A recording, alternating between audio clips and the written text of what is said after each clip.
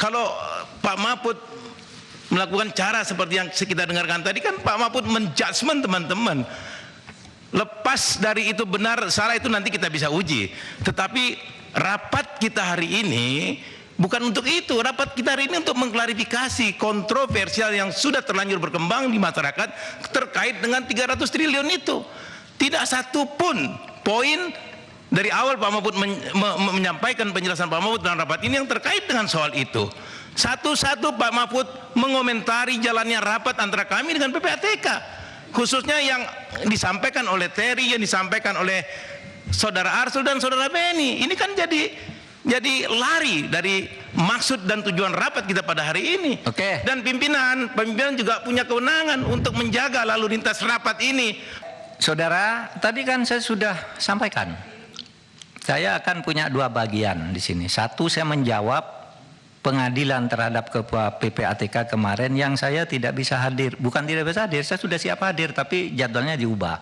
Saya bilang, keterangan saya hari ini akan ada dua macam. Satu, tentang legal standing, di mana dibilang PPATK tidak boleh melapor ke Menko, Menko tidak boleh bicara ke publik.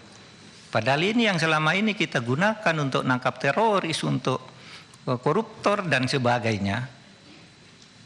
Itu saya menjelaskan itu aja.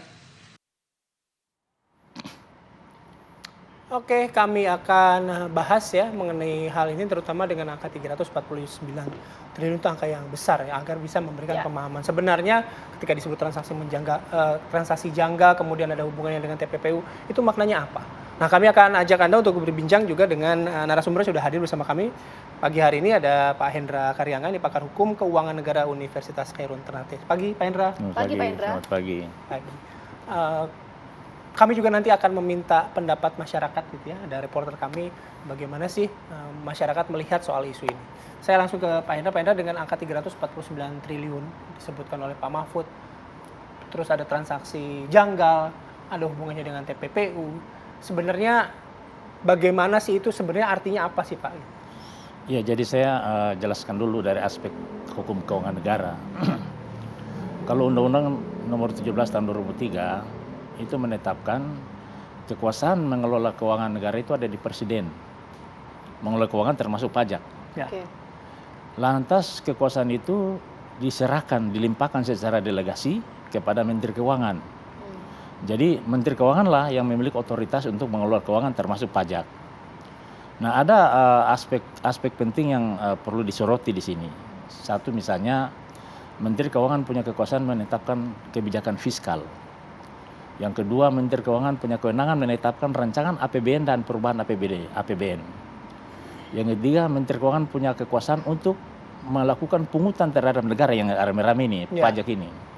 Dia yang keempat adalah Menteri Keuangan melakukan fungsi sebagai bendahara umum negara. Nah, itu yang pertama. Yang kedua, kalau kita lihat postur APBN ya, postur APBN tahun 2003 sekarang ini itu ditetapkan 3.041 triliun. Penerimaan dari sektor pajak itu 2.016 triliun. Jadi sangat signifikan. Artinya bisa 80% dari pendapatan negara itu dari sektor pajak. Nah, kalau ini tidak terkelola dengan baik, tidak dipastikan ini terkelola dengan baik, itu akan mengganggu likuiditas APBN kita. Seperti yang ada di rame-rame sekarang ini. Ada TPPU 349 triliun yang dirilis oleh PPATK. Nah, saya melihat begini, kenapa kasus ini sekian tahun tidak diungkap, baru diungkap sekarang ini? Berarti aspek transparansi yang kurang, akuntabilitas yang kurang dalam pengelolaan sektor perpajakan, sehingga menimbulkan masalah. Nah, kalau ini tidak terkelola dengan baik, saya bilang bisa APBN kita bisa defisit. Dia kalau defisit bisa mengganggu belanja.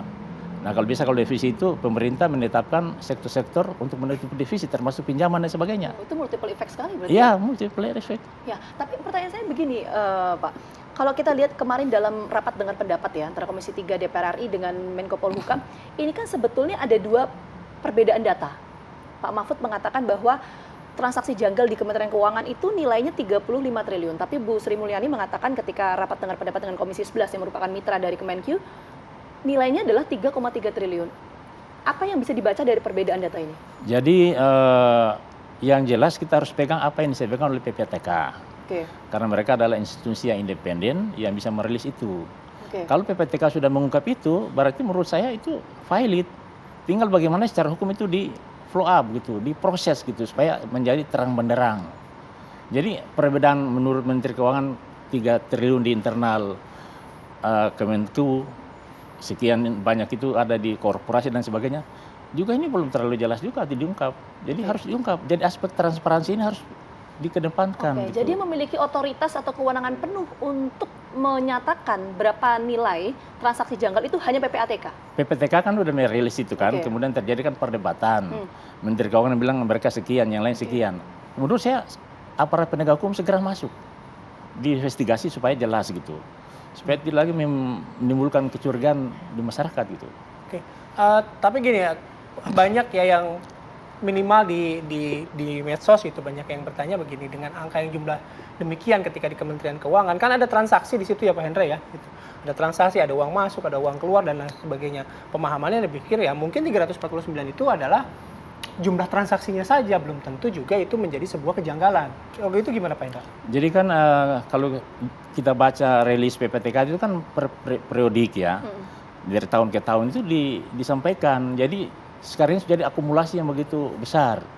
Nah, aspek transparansi itu perlu dibuka supaya tidak menimbulkan kecurigaan. Karena tata kelola keuangan negara itu pertama itu transparansi. Oke. Apa itu transparansi? Transparansi itu keterbukaan, kejelasan. Harus dibuka semua. Yang kedua, menurut saya akuntabilitas, pertanggungjawaban. Jadi pejabat-pejabat pajak itu harus memiliki jiwa akuntabilis untuk bisa mempertanggungjawabkan apa yang mereka kerjakan gitu.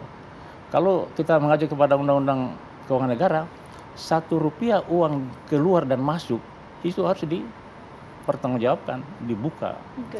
Dipertanggungjawabkan dibuka itu dalam bentuk apa? Apakah memang ini kan yang isunya adalah sekarang katanya kalau merilis temuan PPATK itu tidak boleh dibuka ke publik gitu. Nah, itu kan menjadi isu juga tuh, Pak. Nah, sekarang kalau misalnya akuntabilitas, transparansi kemudian harus dibuka pada publik, apakah dalam arti ini publik ya kayak saya, Vita gitu, teman-teman yang lain yang awam bisa juga melihat gitu. Jadi Undang-Undang Nomor 10 Tahun 2008 tentang tindak pidana pencucian uang itu kan bilang, menjelaskan ya, yang bisa merilis itu adalah pejabat. Pejabat, berarti pejabatnya PPATK. Kalau udah jadi masalah hukum berarti KPK, kepolisian, kejaksaan bisa merilis itu. Nah sekarang kan yang disoroti kan apa Pak Mahfud bisa merilis? Menurut saya bisa, beliau merilis itu. Kalau tanpa Pak Mahfud merilis ini tidak terbuka barang ini. Tidak ada yang tahu ini. Oke, tapi secara aturan itu memang diperbolehkan? Bisa. Itu Menko Polhukam, dia berhak merilis itu. Kan dia yang mengkoordinir penegakan hukum di Indonesia kan beliau sebagai Menko. Beliau berhak merilis, menurut saya bisa. Oke. Berarti nggak ada isu ya soal siapa yang menyampaikan selama itu pejabat yang berwenang. Iya, gitu, Pak? pejabat berwenang. Oke, baik. Nanti kita lanjut lagi Pak Hendra, kami jeda terlebih dahulu. Apa kabar Indonesia Pagi akan kembali sesaat lagi.